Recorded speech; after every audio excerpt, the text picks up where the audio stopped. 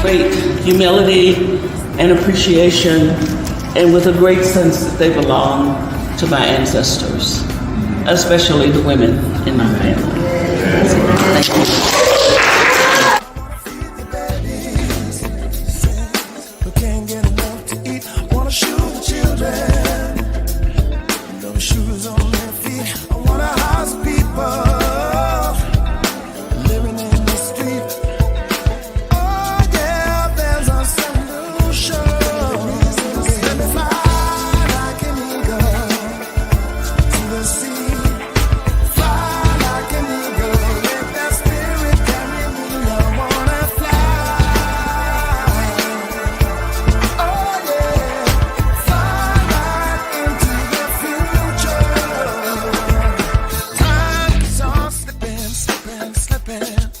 Thank you.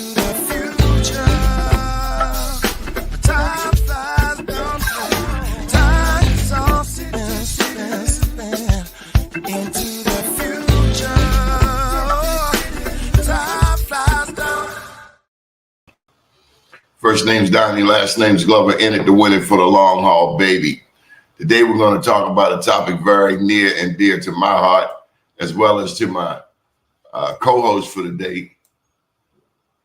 Unmute yourself there, Tavis. How you doing? I'm good. Great day to you. How are you? Man, I'm grateful. God woke us up another day, put us in the land of the living. You heard? Yes, sir. Get our stuff done, take care of these generations that follow us, and hopefully our energy will offer them some prosperous product. Black Indians refers to people of mixed African American and Native American heritage, signifying individuals who have ancestry from both indigenous populations of the Americas and African people, often resulting from intermarriage between enslaved Africans and Native Americans throughout history. Now, Tavis, it says often resulting from intermarriage, and these people are called Afro-Indigenous. But you and I are of the belief that there were Black people here thousands of years ago. There were Africans who made their way to these Americas thousands of years ago, not just over the past 500 years. Black people who have been here. Yeah, it's not even a belief, it's a knowledge, something that is a fact. And so when we allow the colonizing systems to define who is who and what is what, we run into these issues where, populations are being used and abused in order to perpetuate the myths and continue the fraud that is the United States. We had Hannibal Johnson on the show last week. Hannibal's an author out there in Tulsa, Oklahoma. And one of the things we talked about was the Dawes Commission. You remember the Dawes Commission? Well, I'm actually doing a series this season called The Genocide of the Dark-Skinned Indian. And in the next episode, we're going to be talking about the Dawes Roads a lot. So, yeah, I'm a little bit familiar with this topic. Now, it's my understanding that as the first Blacks went to Oklahoma from Florida on the Trail of Tears, and these were soldiers. These were not enslaved Africans. These were soldiers who fought alongside Chief John Horse, and I write about them in my book, I Am Black Wall Street. these soldiers and their families went out there to what was then called Indian territory, and they were still dealing with whites who were trying to enslave them and also Indians who were trying to enslave them. But they had this commission set up, this Dawes Commission, which essentially said, you're black and you're Indian. You're black and you're Indian, just by their physical features. Is that your understanding? That is the fact of the matter. You know, we had things like the paper bag test and the pencil hair test, things that were literally written into their laws. And so individuals would be able to go and find these tactics that were being used to define who was and who wasn't an Indian. And when you allow the slaver, the colonizer, to identify who is and who isn't, obviously you could you can find there's going to be a lot of misnomers, a lot of misidentifying, and a lot of abuse on the peoples. However, you know, I also just would like to recognize that those, you know, the soldiers of the Seminoles and other tribes were tribal members too, right? And so they had specific rules that they put in place that would deal with a more colored Indian population, such as the Seminole, right? Which is, you know, everybody knows that they were of a darker hue, and the disparity between the darker Indian and the slave, right? And so, you know, acknowledging that the during this time, you know, there were, let's say 1800s, 1850s, 1860s, it was slavery had ended. There was about 5 million slaves in the United States when slavery ended. However, the total number of colored people that were, you know, occupying the lands were in the tens of millions.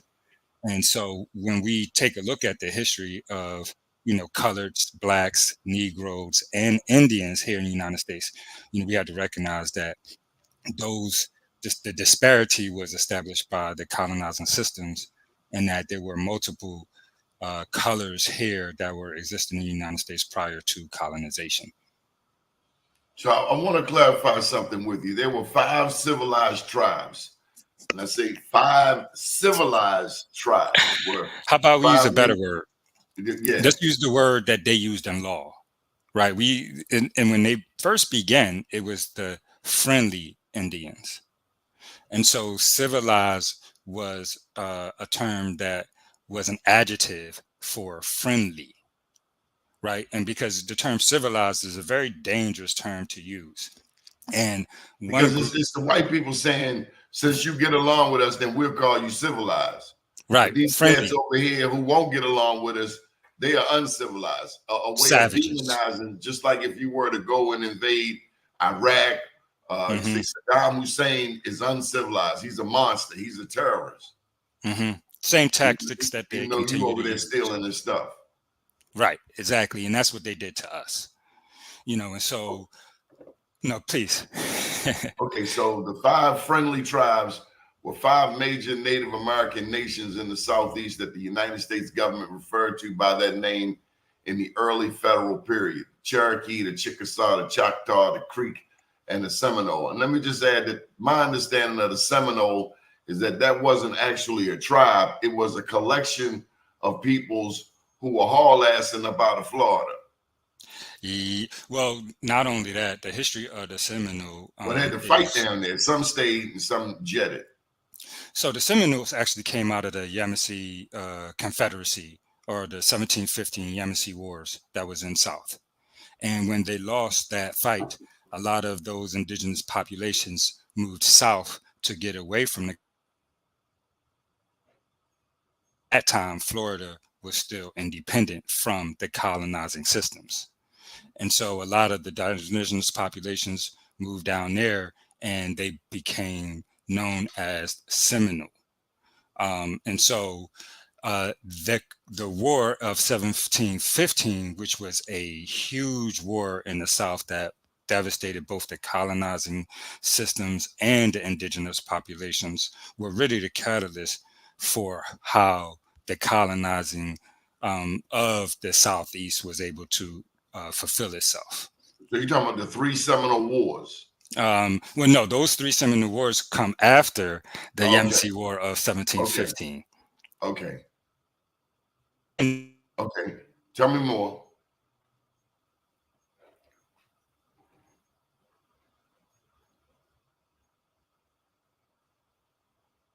You still with us, Tav? removal treaties conducted by the United States. The Trail of Tears is the most famous.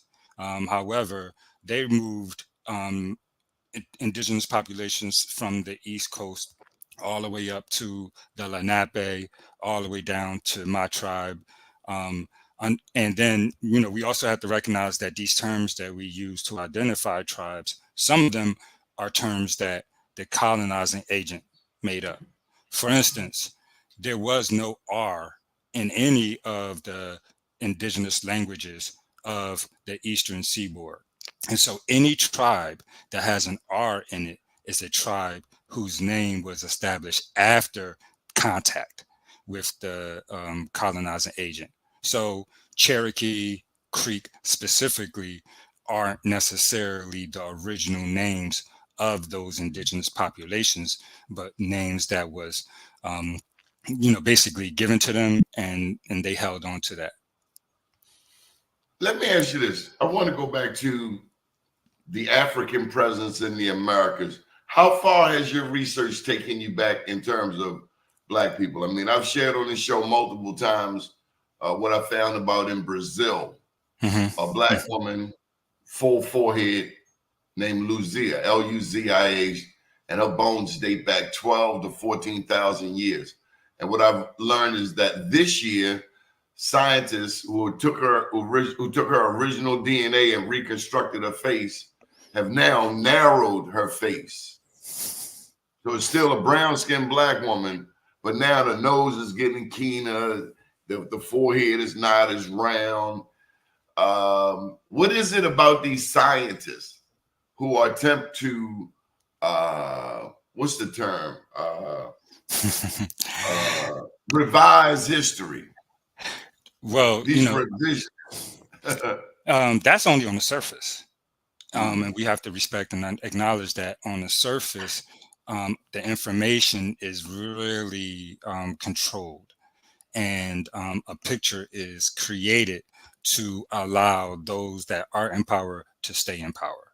And it really will change the trajectory of the United States as a whole, when the specifically the Black Indian, so-called, recognizes that we have rights that supersede United States rights, and when we step into that, we can actually do what we've been talking about since Marcus Garvey's time, which is establish independent nations and independent governments that would benefit us.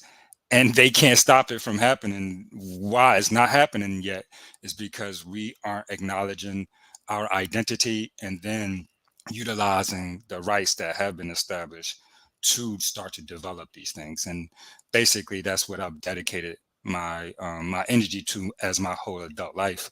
And hopefully, next generations will be able to catch on, learn how to establish government, and then really do that. It's like, okay, we talk about it, but how can we actually accomplish that?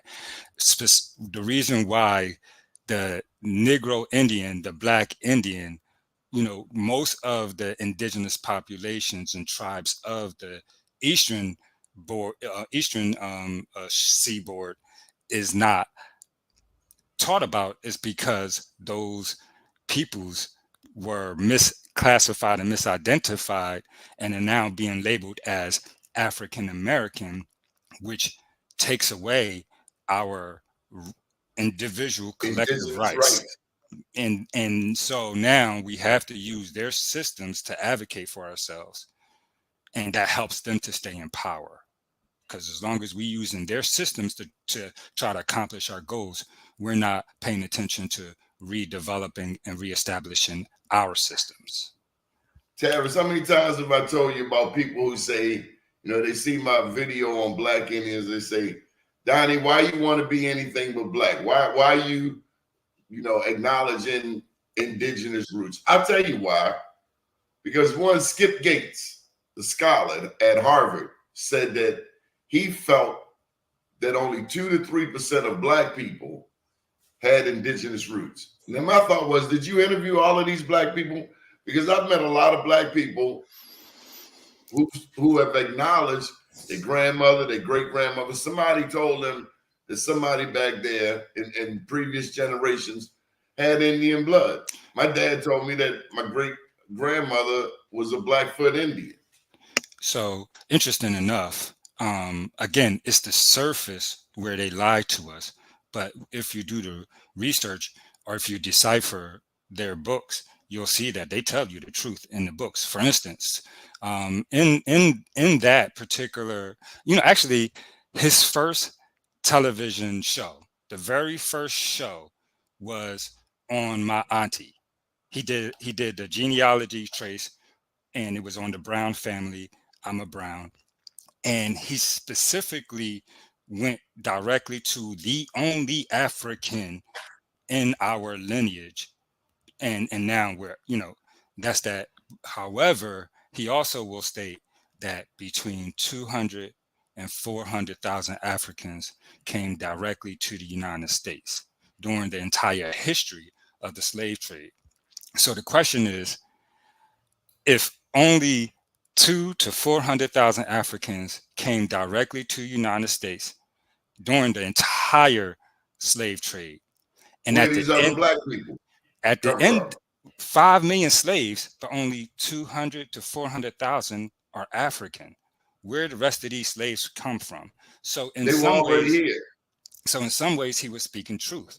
Only about 5% of the black population in the United States are African at that time. But also we have to remember this too. They weren't shipping women over here. So any African that came here that procreated with a Native American woman. And so are they African or are they Native American? Now, what I would like to answer your question is that my history, the history that my mother and I have been researching on, takes human existence here in the Americas to about 51,000 years ago. Now, if you look around the rest of the world, there's also something very similar to that time. That's the time that humanity began to migrate out of Central Africa across the globe. What the problem is that they only teach us about the migrations northeast, north into Europe, northeast across Asia, and all of that. And then they The finally first wind up. migration was to Australia, though, wasn't it? So again, the African, that the human, the migration of humanity, the Homo sapien, out of Central Africa went north, south, east, and west. When they went east, when they moved west from out of Central Africa, they came into the Atlantic Ocean. Oh, okay. Now and when they got there, there's a transatlantic current that takes you from Africa to Straight into South South America. Carolina in 11 days. Oh, okay. In 11 days. Now they know that the Homo sapien could cross water while they were moving eastward and northward, but they state to us that they didn't know how to cross the water when they were moving westward, which would have been this way. However, Which is BS because, like you said, it was a current, and you just get in the boat, and the boat would take you drift there in right 11 in there. days. So that's why you got 115 million blacks in Brazil. Because yes, and actually 10 million Africans were shipped to Brazil. So out of the 12 million Africans that were enslaved, the majority of them went to Brazil, notwithstanding the realities that there were 3 specific points in Americas that date back to 51,000 years ago. One is in Brazil, one is in Chile, and one is in South Carolina. The only Homo sapien around 51,000 years ago were of a Negroid phenotype. And so the original indigenous populations of the eastern seaboards of the United States are melanated. Now, they talk to us about specific bones that they find. They don't talk to us about the bones that they have, that they know. And they specifically aren't interested in speaking to us about the burial mounds and the bones of the eastern seaboards that they have access to, that's going to draw a picture of me and you. You're talking about the 450 mound pyramids across the United States? That are identified, right? That are identified. There are thousands of mounds on the eastern side of the Mississippi that they just don't talk about.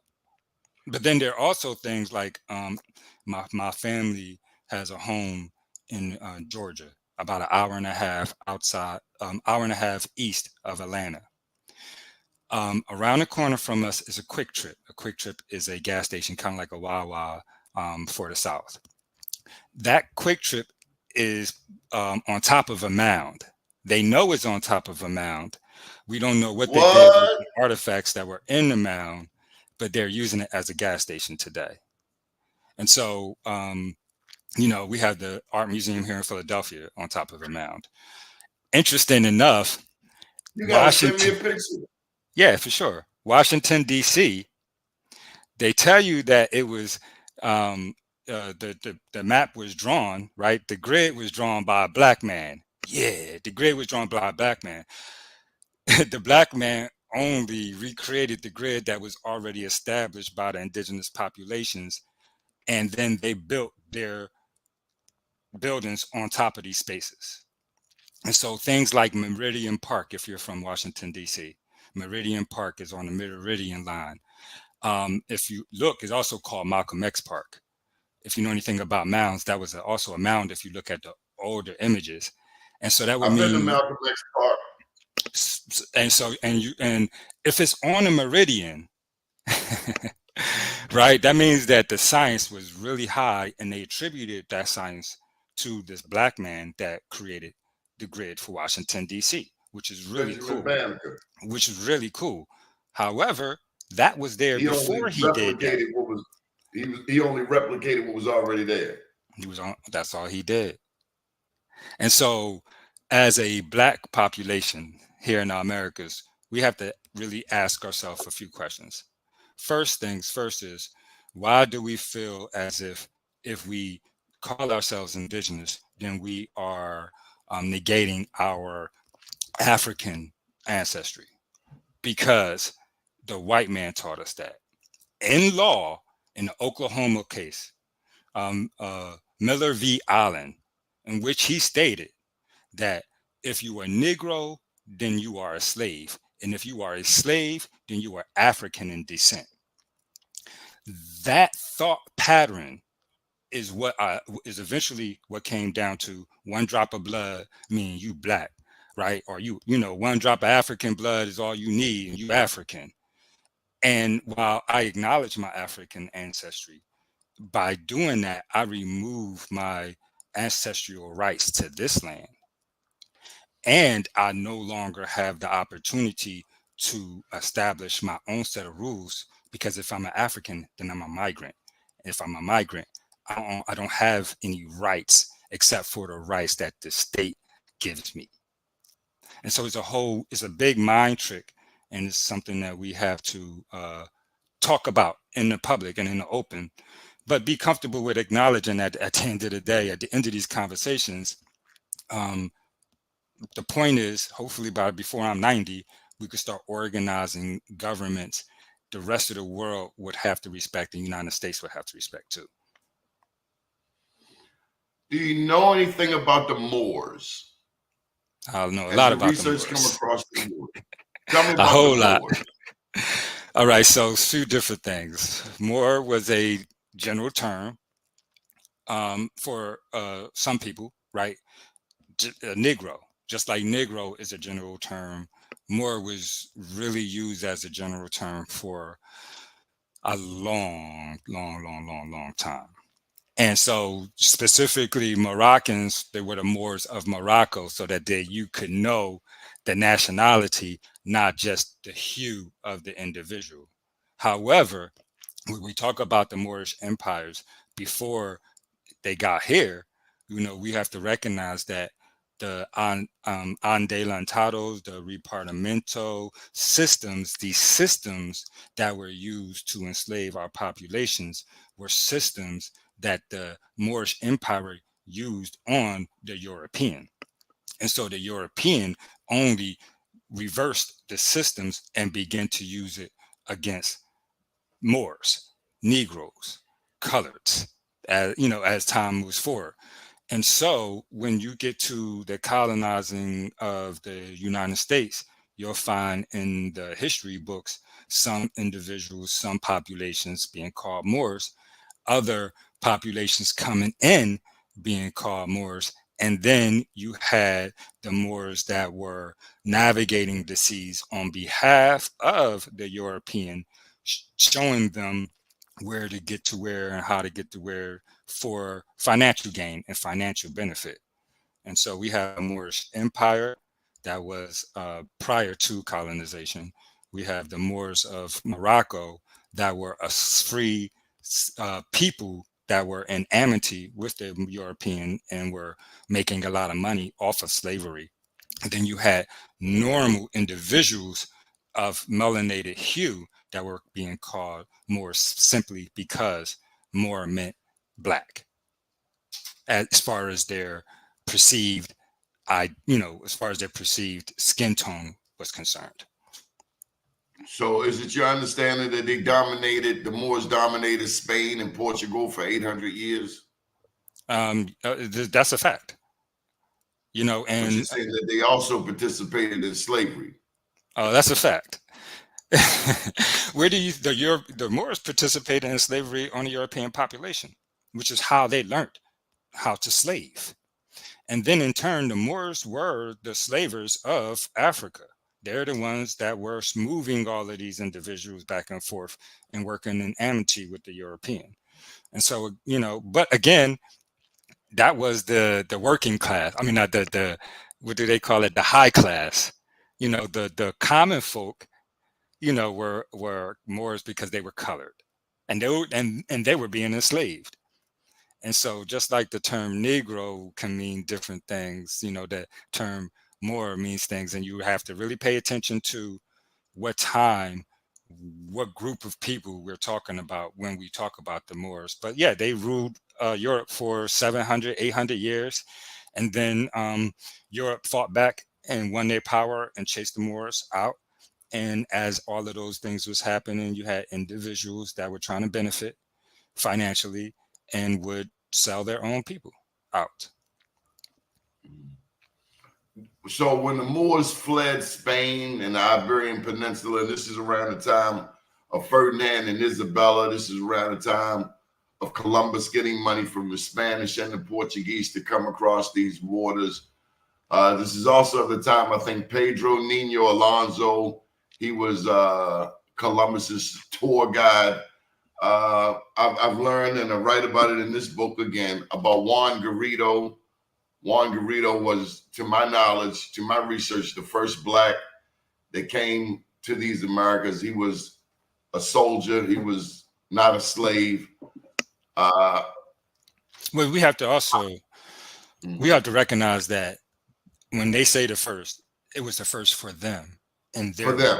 And in that era, in that time frame, well, because as you said, they've been Blacks here thousands of years ago, right? And they were trading with each other. It's not like the African of the West Coast and the Native American of the East Coast didn't know that they existed until Columbus got here.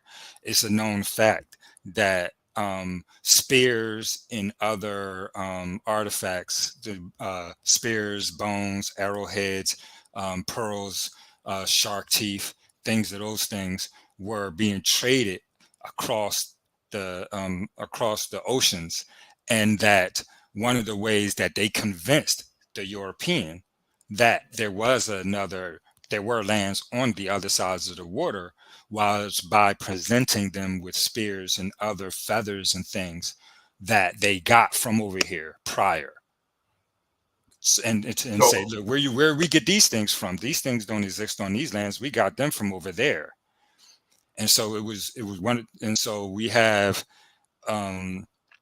commerce that proves that the African and the Native American were trading for thousands of years prior to this colonization period that we're talking about. You know, I got a question. Look, I got a question for you that I don't think we've ever hit on this topic. Have we ever talked about Califians? I don't think so. California being named after Khalifa. Yes. We've mentioned it a few times. Yes. Tell them about Khalifa, the naming of California, the black goddess, and the indigenous peoples. They're black women with long hair all the way down. Tell me about them. Yeah, well, you know what, I would like to, talk to us about all of the different phenotypes of indigenous populations. But one of the things that we can start off is with, recognizing that humans have been here in Americas for over 50,000 years. During those times, certain environmental things happened to the world, like ice ages.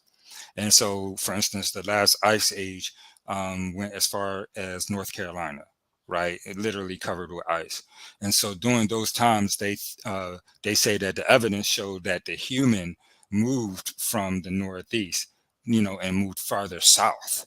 And that when the ice age began, when the ice began to subside, ice age began to melt, and it began to open up the interior of the mainland again. The populations from the Yucatan area, where it was warm, where all of the people went, began to migrate back up. Now, during that time, we have to understand that the plains is uninhabitable. It's uninhabitable because of droughts, because of all kinds of things. And so what you see happening is a U-Cup event occurring with respects to the populations migrating back north, and where you saw people going towards the shorelines of the United States, both east and west, where the water is, where life is. And so now we have a Negroid, population, because again, the last ice age, we're talking about 20,000, 25,000 years ago. And so there's still no so-called white man or Caucasian that is moving around the planet yet. And so there's only still melanated individuals. Now we do have an interconnectiveness with the Yucatan indigenous populations and the Asian. And we can see that in some of the oldest artifacts, which are of the Olmec cultures. And, a lot of people talk about the Olmec heads and how they have Negroid features. Well, it's more than just 5 or 10 of those Olmec heads. And some of them actually have Asian features, right? And understanding that Marco Polo was here prior to any other European, which is written within inside of the books, because he came over here with the Asian man, right, during the Khan eras. And he came back with a detailed map of the West Coast of the Americas, including California, Mexico, and as far as down as to the Panhandle.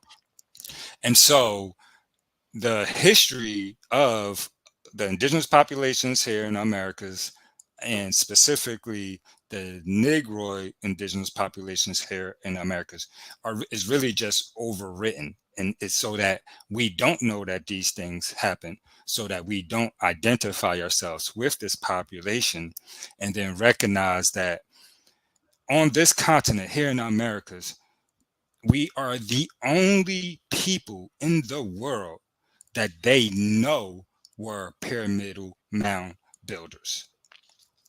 All of the mounds in the world, nobody knows who made them. All of the pyramids in the world, those people are gone. We were still building pyramids in the 1700s, 300 years ago. So we just now lost that science. Imagine when we acknowledge and recognize that the only pyramidal mound builders left on this world is us. It changes the framing of not just who we were, but what we could possibly be capable of accomplishing moving forward. No other people in the world can say, my ancestors built those pyramids right there, but we can. And we won't even acknowledge that reality because we don't pay attention to the history here in Americas, because our slavers, our colonizers told us we was African. And so we pay that history attention, which is not a problem. As I was researching this book, and I'm going to keep on referencing this book, I talk about Kincaid's Cave in the Grand Canyon. Mm-hmm. You ever heard of Kincaid's Cave? I have not. Oh, you mean where they are finding all of the Egyptian artifacts? Mm-hmm. Because out there in Las Vegas, they got the Luxor Hotel. And one has to ask the question, why do they have an Egyptian-themed hotel in the middle of the Arizona desert, the Grand Canyon? Why? The Smithsonian found out about Kincaid's Cave, and they covered it up. They don't want you to know about it. Yeah, they won't let anybody go down there. But I got even better one. Forget what they won't have give us access to. Let's talk about things that we do have access to. Why is the pyramidal mound complex in Africa the exact replica of the pyramids of Giza, down to the inches and centimeters of the placements of the pyramids, the inner roads, and the artifacts? The pyramids in Mexico? Yeah, the La Venta complex specifically, if I'm not mistaken. They have they're aligned 8 degrees northeast, just like the pyramids in Giza. They have 3 distinct pyramids that are the same exact width around, an area around. They are exactly the same distance apart from each other, and they both align with the Orion belt. Why are these things interconnected, but we pay attention to the ones that are over there and not the ones that we built, our ancestors built? Because we don't realize that we have roots in South America, Mexico. I mean, when you look at the Mayans, you look at the artwork of the Mayans, they are chocolate. Interesting enough. Interesting enough. Again, I just would like to make sure I point this out. South Carolina has the oldest human artifacts remains in North America. Before the Olmecs, before the Aztecs, before the Mayans. And as a matter of fact, we know that the first pyramid built in the Yucatan was built the way that the people were building it north of the Yucatan, our people, because we didn't use stone, we used dirt. And the first pyramid that was built in the Yucatan area was built from dirt. What I want to say is that, of course, we know what we know, and that we know as they release this information that these pictures and these images of these populations really look like us. But what we don't know is that the artifacts, the imagery, the pottery, the paintings from North Carolina, South Carolina, Georgia, Florida, they hide all that from us. And those things are older and they are ours. And so, we talk a lot about the Olmec and the African influence and how that's proof that the Black man was here first. I'm talking to you about a civilization that was here thousands of years prior to the Olmec civilization, and which was our civilization here on the eastern side of the Mississippi. And we have the artifacts, we have the DNA, and we have uh, the what's that called when you have the peoples being the population proof that we are those people. And so I'm okay with acknowledging our brothers and sisters south of us, our brothers and sisters across the oceans from us. What I want to say is that what we have to start to acknowledge is what was happening here, and that the reality is that our mountains I'm are, glad. we the I'm oldest people glad. in the world. I'm glad you said that. So how is it that ancestry.com has no category for Black Indians? They won't test us. They don't test any. They test no They gonna say you native come from population. Mali, you 15% Nigerian. I think they just be rolling dice and picking and you from here. Well, so Because science has clearly some, there's Black people here. How come there's no phenotype for Black Indians at all? None. yeah, they won't test it.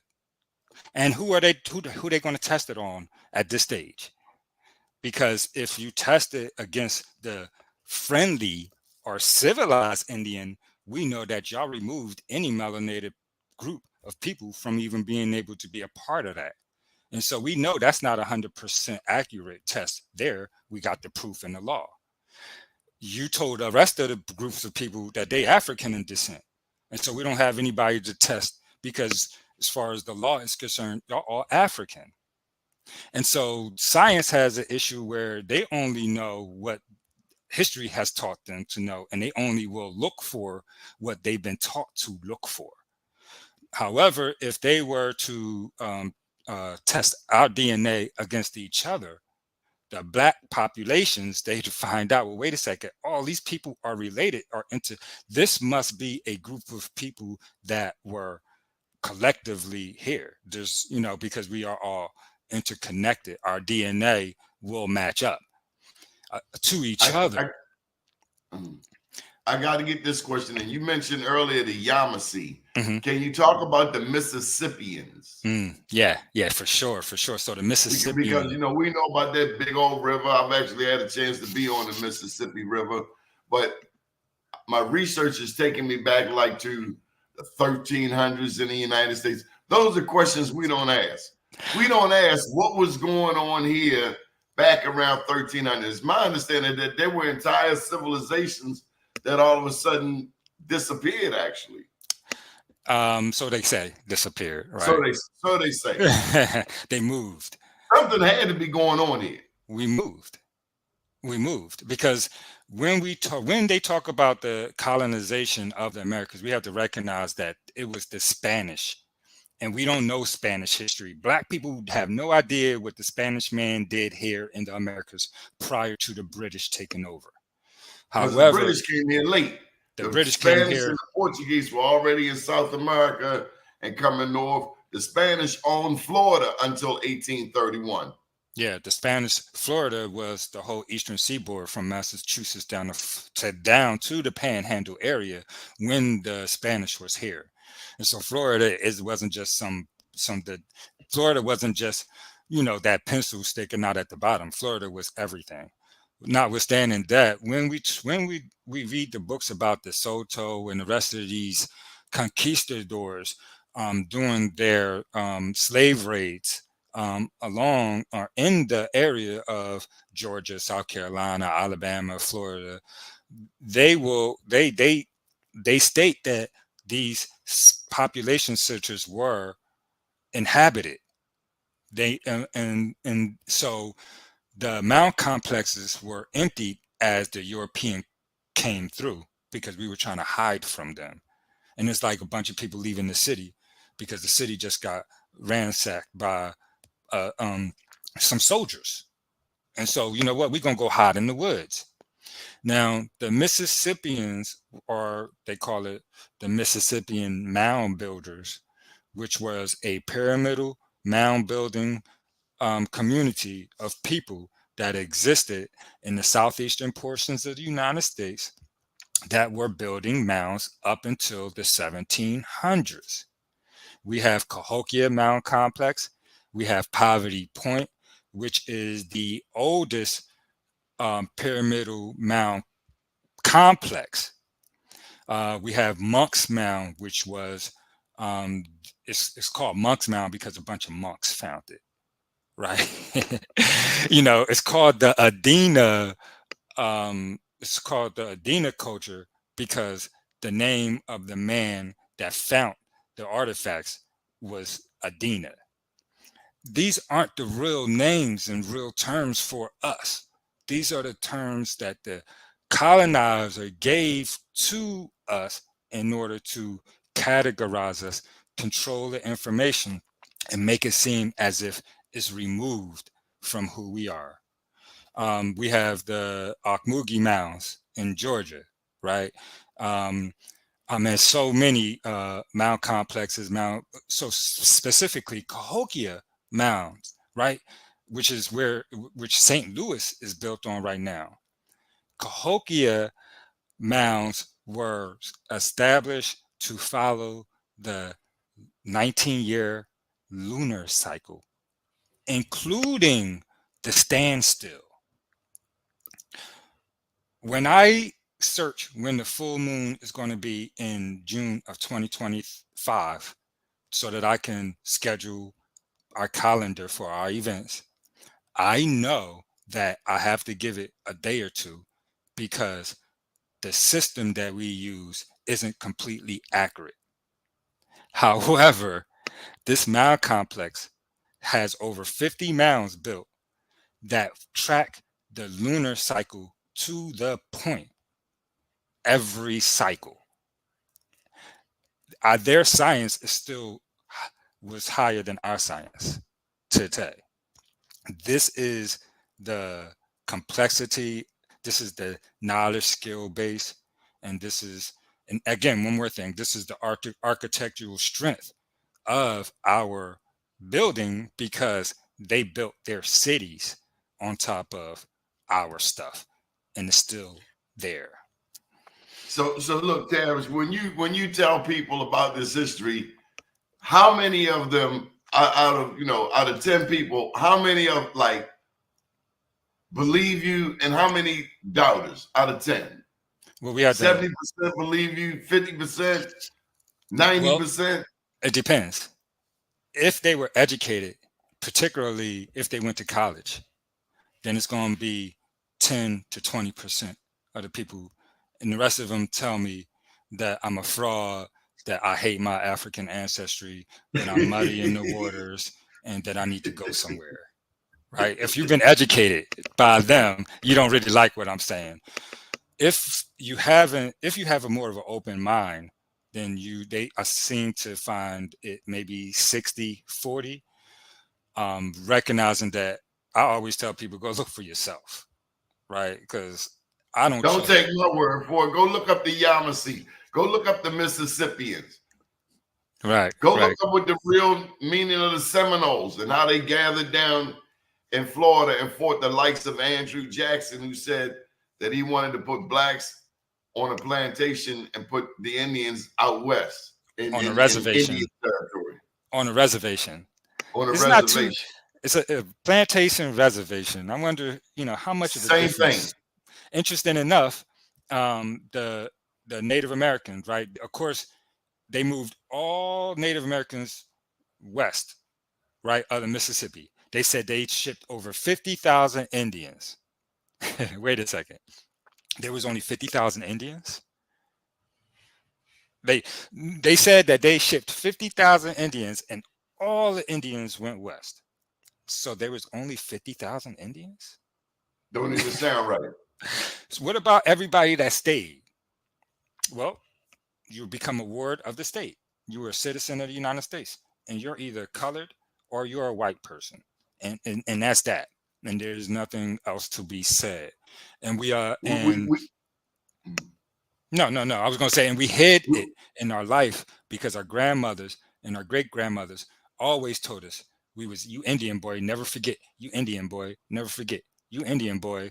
And not discounting any African, but if you over 40, if you over 40 years old, you know your grandmom and your Yeah, parents used to be like, yeah, we ain't African. We ain't African. And that's what they told us. The white yeah. man told us we was African. And this generation and my generation and moving forward, it became acceptable. But before my generation, they knew who they was. But if we said we was Indian, then we had things on the books like the Scalp Act, where they would cut the heads off of Lenape women, children, and men and get anywhere from $75 to $150 per head. Now, my question is, wait a second, how would you know that they were Indian? You cut the head off, how you know they Indian? Because of the color of their skin. Because you cut the head off a white man and you bring it to me, how I know that, how I know, right? How I know this man an Indian, right? There's only one way, if you cut the head off of somebody, there's only one way to tell who that person is. And if the Indian of today look like the Indian of the past, how could they tell? Because I can't tell. Not to So not to I say got that. to get this question. I got to get this question in about the $5 Indian. Mhm. Is this a white guy that paid to get his name on the list of civilized tribes? Yes. And it's a fact. It's a real thing. And those $5 Indians. and those descendants are allowed to be classified as Indian today. Not discounting that they probably married somebody of some kind of Indian ancestry somewhere along the line, maybe, right? But Yeah. not discounting that if your name on that list, whether you purchased it, you know, me and my mom was doing a little bit of research because again, we're doing the genocide of the Indian, and a part of our research is looking, okay, when they established these civilized tribes, the United States is the one that established the role initially. The tribe didn't have control over the role, the United States did. And when the United States established the roles, I want everybody to go look for themselves. They tell you what the blood quantum of every individual is at the beginning of that role. And for 3 of the 5 civilized tribes, the majority of the tribal members at that first hit was like 135th, 164th, 180, 198th Indian. But they were lighter skinned. And so they were allowed to be registered. Those that were full bred or even quarter bred that had the darker hue weren't allowed to be registered there. And we can look at the record and see that the initial Indian population on these books are more white than Indian, and their books tell us that. They literally state that in their book. Well, this tribe is more white than Indian. However, the United States acknowledged them as Indian. Those are the civilized tribes of today, and it just is what it is. And they get the money. They They're get all the more money. apt to get the money. Now, there is no, yes, they're more adept to getting the money.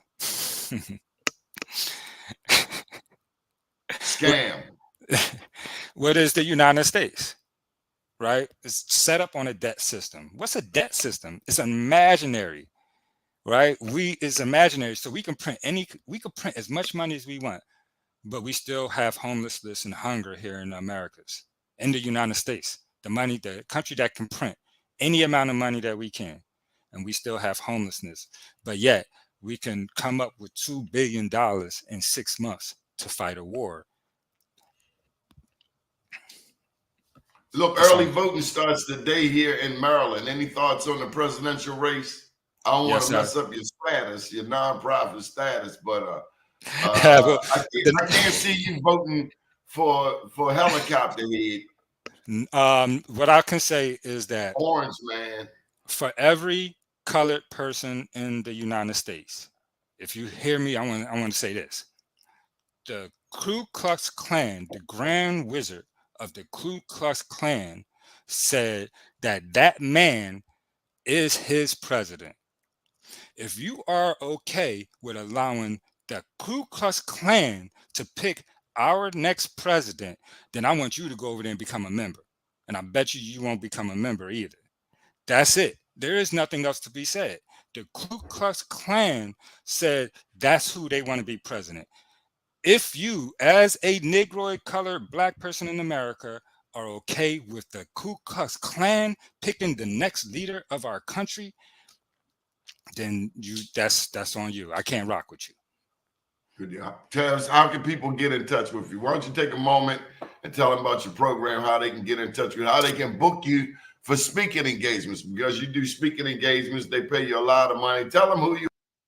Yes, sir. Yes, sir. I am Tavis Sanders, also known as Red Tail Hawk. I'm the co-founder, along with my mother, of Indigenous Education. You can find us at indedu.org. You can also find our most recent series called The Genocide of the Dark-Skinned Indian. If you're in Philadelphia, you can catch us at Tuesday, 6:30 a.m. Check our website for time and station. If you're in DC, you can also check us out. Check our website for time and station. And if you're not in those two markets, you can find us on YouTube, search Indigenous Education, and you'll be able to see all 9 episodes that we have available to you right now. We also do speak engagements. We do land acknowledgements with various Indigenous tribes. And so if you're in DC, we're going to connect with an Indigenous tribe in DC and make sure that they come. If you're in Philly, the same. And I just would like to say thank you. We definitely need your support as a nonprofit. Of course, the colonizing agent is not going to be funding these kinds of things. However, we are education-based. We have educators in our community for over 35 years that work with our nonprofit. Personally, my family has been teachers for over 4 generations on both sides. And so I'm definitely fully invested in sharing factual based information from a perspective that offers progress and our ability to unite as one collective group to move forward. So Tavis Sanders, indedu.org. Please check out our television show, Genocide of the Dark-Skinned Indian, and our books, Revealing America's Dark-Skinned Past, Volume 1 and Volume 2, which shares the history of the inhabitants of North America from 50,001 years ago until today. Thank you very much, Donna. I really do appreciate you for allowing me to share. And speaking in engagements, I do need help. They don't fund this, and so we need you to help us. We are a nonprofit, so your donations are tax deductible. We're doing our best to share this information accurately. Thank you for always coming on, Tavis, and big ups to your moms, man. Thank you. Next time. Huh? Now, just was going to say, I'll make sure she come on next time with you. Yes, sir. This lady's a big fan of yours, Annette Marie. You know her? I do. One of my elders in the California area. So, you talk about those Black Indians in California. She works with a lot of the indigenous populations over there in California. And I want to say thank you to all of the natives in California for accepting a more melanated group and allowing us to work in conjunction with you and share our stories. That's what we should all be doing. Good deal. Up to date, down tomorrow. Do your day and everything will follow. Nothing to it but to do it. I got to do it, regardless of how I feel. I am somebody. I am my brother's keeper. Good morning, world.